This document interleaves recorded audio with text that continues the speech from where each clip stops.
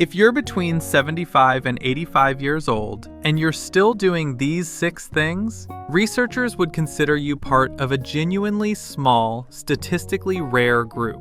Not because you got lucky with genetics. Genetics only explains about 1/4 of how long and how well people live. The other 3/4 comes down to things that are, at least partly, still in your hands. I'm going to walk you through all 6, with the actual research behind each one, so you can see exactly where you stand. I want to tell you up front why I made this video differently than most of what's out there on healthy aging. Most lists like this give you vague advice. Eat better, sleep more, stay positive. None of that is wrong exactly, but none of it is measurable either. Every single item on this list today comes with an actual number behind it, from real studies tracking real people for years at a time. By the end, you won't just have a vague sense of how you're doing. You'll have 6 specific, checkable things. I'm with Health Insight, and before we start, I want to be clear about something. This isn't a competition, and it's not about making anyone feel less than. Some of you are dealing with arthritis, a previous stroke, or other real limitations, and that doesn't erase your worth or your progress. What this video offers is a clear picture of what the research says actually matters most. So wherever you're starting from today, you know exactly what to focus on. I also want to mention briefly where this kind of research actually comes from, because I think it helps to picture it. These aren't surveys where researchers simply ask older adults how healthy they feel and call it a day. Many of the studies behind this video tracked the same groups of thousands of people for 10, 20, even close to 80 years in one case, measuring grip strength with actual devices, timing actual walks with a stopwatch, and tracking who was still alive and how they were doing years and decades later. That's the kind of long-term, rigorous evidence base that gives these particular 6 items so much more weight than the average internet health list. Drop your age in the comments and tell me, how many of these 6 do you think you're already doing? I read every comment, and your answer might be exactly the encouragement someone else watching needs today, especially if they've been feeling discouraged about getting older lately. Let's start with number 1, and it's the one researchers keep coming back to as one of the single strongest physical predictors we have: grip strength. Not how much you can lift at a gym, simply how strong your grip is when you squeeze something with your hand. Here's why this matters so much. A study following older adults found that for every 5 kilograms of grip strength someone lost, their risk of death rose by 24%, even after researchers controlled for other health factors. That's not a small number. Grip strength turns out to be a surprisingly accurate window into your overall muscle health, because the same systems that maintain hand strength also maintain strength throughout your entire body. Think about it this way. Your hand muscles are relatively small compared to your legs, back, or core, yet they reflect the same underlying biology that governs muscle maintenance everywhere else in your body. Researchers favor grip strength as a measurement specifically because it's quick, requires no special equipment beyond a simple device called a dynamometer, and correlates remarkably well with strength you can't measure quite as easily, like the muscles that keep you steady on stairs or let you push yourself up from a low chair. Here's a number that puts this in perspective. In one major study of adults 80 and older, about 56% had what researchers classify as weak grip strength. In an even older group, the Newcastle 85 Plus study, more than 74% had either weak grip strength or slow walking speed. If you can still open a tight jar lid without help, twist open a stubborn bottle cap, or give a firm handshake, you are, statistically, already ahead of most people in your age group. Number 2, walking speed. This one sounds almost too simple to matter, but researchers pooled data from 9 large groups of older adults around the world and found that walking speed predicts mortality in a remarkably linear way. Faster walkers, even by small increments, consistently outlived slower walkers across nearly every study population researchers have looked at. What makes this finding so compelling is its consistency. This wasn't one study in one country with one particular group of people. It was 9 separate cohorts studied by different research teams in different countries using different methods. and they all converged on the same basic relationship. Every small increase in how fast someone walks corresponds to a small but measurable improvement in how long they're likely to live. When a finding replicates that cleanly across that many independent groups, it tells you you're looking at something real, not a statistical coincidence. Here's a simple way to check where you stand. Can you cross a typical street crosswalk before the light changes, at a normal, unhurried pace? Can you keep up a conversation while walking without running out of breath? Can you climb a single flight of stairs without needing to stop partway to catch your breath? None of these require a stopwatch or a clinical setting. They're the same kinds of everyday moments researchers actually use as informal benchmarks when they talk about functional walking speed in older adults. A recent study also found that older adults with both faster walking speed and stronger grip strength had 54% lower odds of having high blood pressure compared to those with both measures on the lower end. Your legs and your blood pressure are more connected than most people realize. Part of what's likely happening here is that walking speed and grip strength both reflect overall muscular and cardiovascular fitness, and a body that's maintaining that fitness well tends to also be managing blood pressure well, almost as a byproduct of the same underlying systems working properly together. Number 3, and this one might surprise you, because it's not about your body at all. How socially connected you are. Researchers pooled 148 different studies covering more than 300,000 people and found that the effect of strong social relationships on your risk of death is comparable to the effect of smoking or heavy drinking. And it's actually larger than the effect of physical inactivity or obesity. Let that sink in for a second. Your relationships may matter for your survival roughly as much as whether you smoke. The team behind Harvard's 80-year-long study of adult development, one of the longest-running studies of human life ever conducted, reached a remarkably similar conclusion in their own words. Loneliness kills, and it's as powerful a risk factor as smoking or alcoholism. That's not a casual turn of phrase from a single researcher's opinion. That's the summary judgment of a team that tracked the same group of people across their entire adult lives. A more recent analysis broke this down even further. Social isolation specifically was linked to a 35% increase in death from any cause. Loneliness on its own was linked to a 14% increase, and simply living alone, independent of how connected you actually feel, was linked to a 21% increase. Researchers believe part of the mechanism runs through chronic inflammation. Sustained loneliness appears to change how your immune cells, blood vessel cells, and brain cells communicate with each other, contributing to everything from blood vessel dysfunction to cognitive decline over time. This isn't purely psychological, in other words. It's measurable in blood work, in markers of inflammation, in the actual physical condition of blood vessels over years of sustained isolation.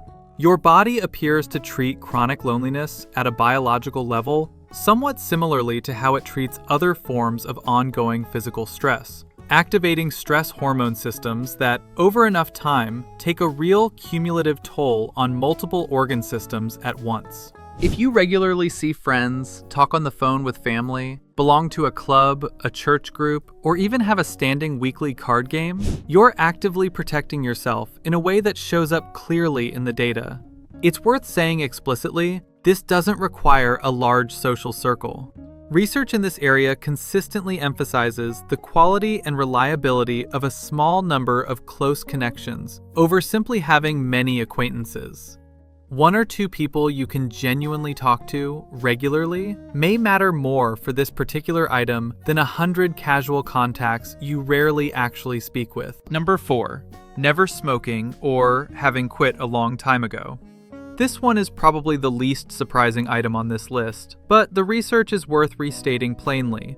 Across multiple long-running studies following people from midlife into old age, non-smoking consistently shows up as one of the most powerful predictors of who reaches their 80s and 90s in good health. One study following healthy, initially disease-free Japanese American men found that non-smoking, normal weight, and high grip strength independently predicted who would go on to live the longest, even decades after the study began.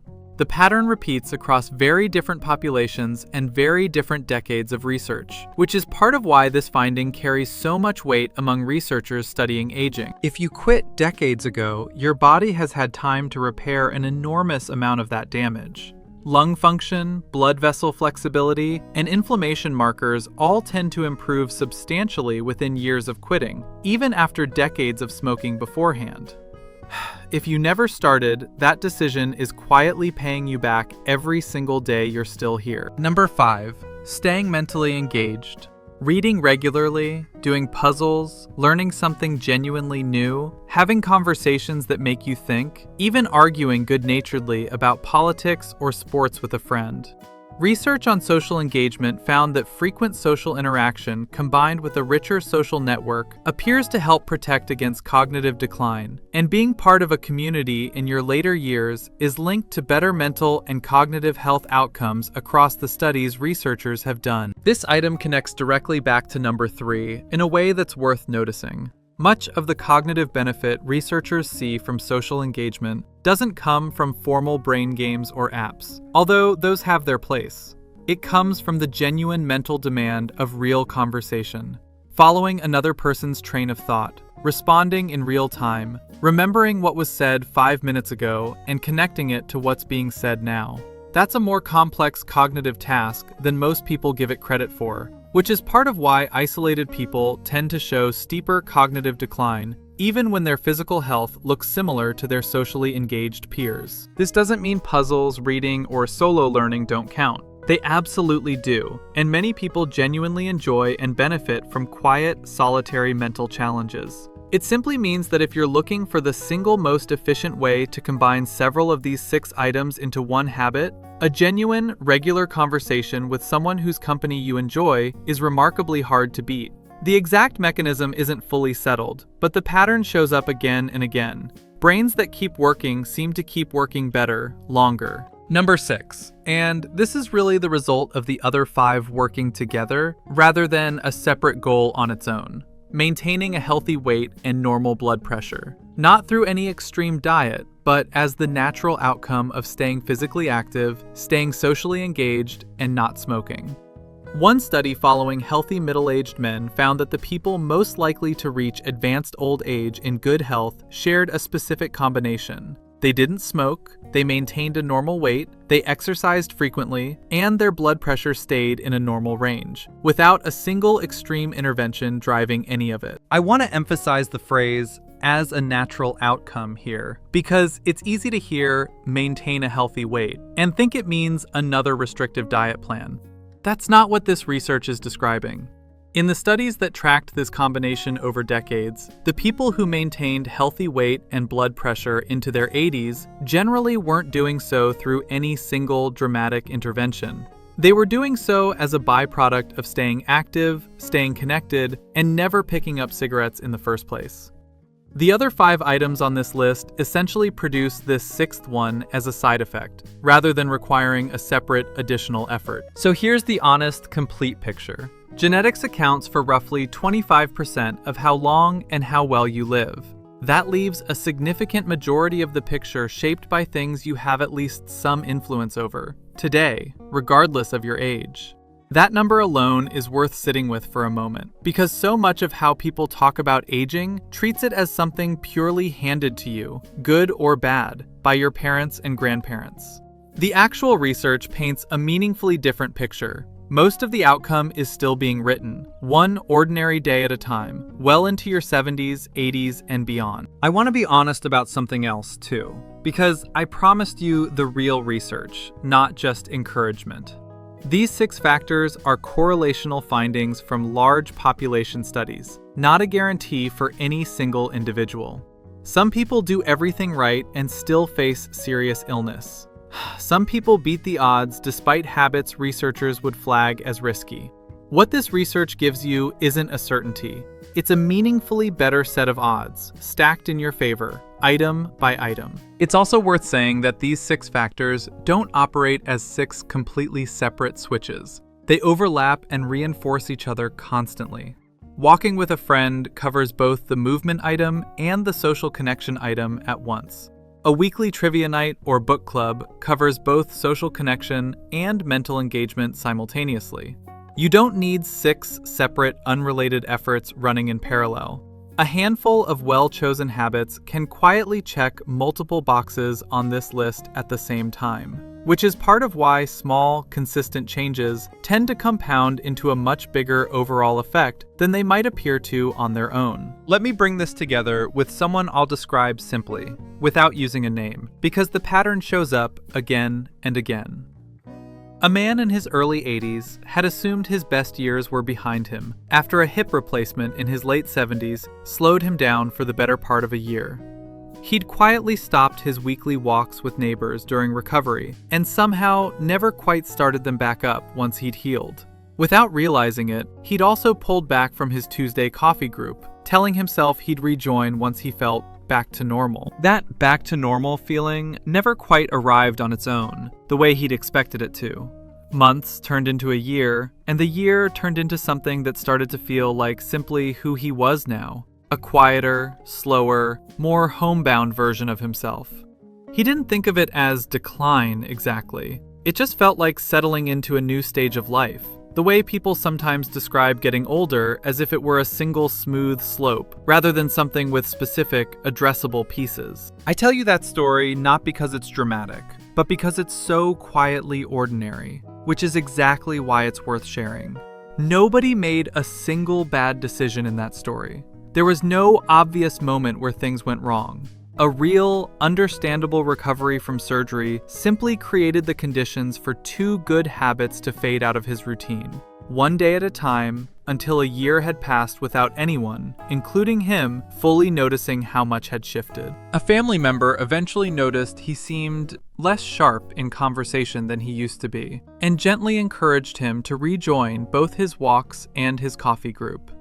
He started slowly, walking shorter distances at first, gradually building back up over a few months.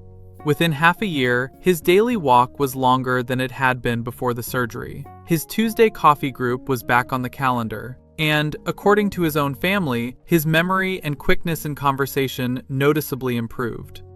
Nothing about his genetics had changed in that time. What changed was simply picking back up 2 of the 6 things on this list that had quietly slipped away during a hard year. That's usually how this works in real life. It's rarely one dramatic event. It's usually a slow drift away from a handful of small, repeated habits, followed, hopefully, by a slow and equally gradual return to them. I want to speak to you directly for a moment. If you read through this list and felt proud of how many you're already doing, that pride is earned, and I want you to sit with it for a second instead of rushing past it. So much of getting older in this culture is framed around what's being lost. This video was built around the opposite idea, naming specifically what you might still be doing right, with real numbers behind it, not just a vague feeling of reassurance. If you noticed 1 or 2 you've let slip, the same way that man's walking group quietly slipped away, that's not a verdict on your life. It's simply information about where the next useful step might be. Nobody on this list started perfectly, and nobody stays perfectly consistent forever, year after year, decade after decade. The research isn't asking for perfection. It's simply showing you, clearly, which small, ordinary habits tend to matter most, so you can spend your effort on the things genuinely worth the effort, rather than guessing. So here's what I'd like you to do this week, starting today. Pick the one item from this list that feels furthest from where you currently are. Not the hardest one in theory, but the one that's actually realistic to start moving on this week. If it's walking speed, that might mean one slightly longer walk than usual. If it's social connection, that might mean one phone call you've been putting off, or saying yes to one invitation you'd normally decline. Resist the urge to try fixing all 6 at once starting tomorrow morning. Real, lasting change in this kind of research almost never comes from one dramatic overhaul. It comes from one small, specific, repeatable habit, kept up consistently long enough to become part of how you simply live. The same quiet, unglamorous way the man in that story rebuilt his routine, one short walk and one Tuesday coffee at a time.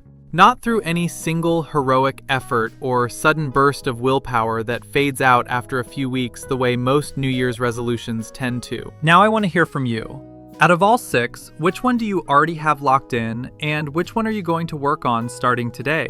Tell me in the comments, and tell me your age. Someone scrolling through these comments tomorrow, maybe feeling exactly like that man before his family encouraged him, might need to read precisely that. There's something powerful about seeing a specific number alongside a specific age in a comment section like this one.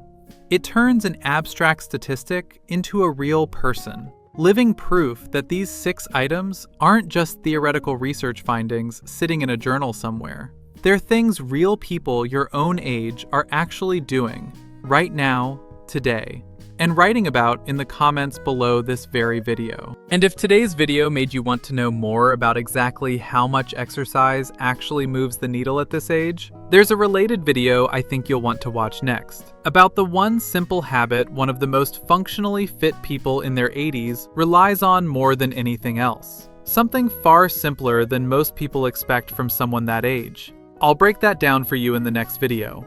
I'll see you there!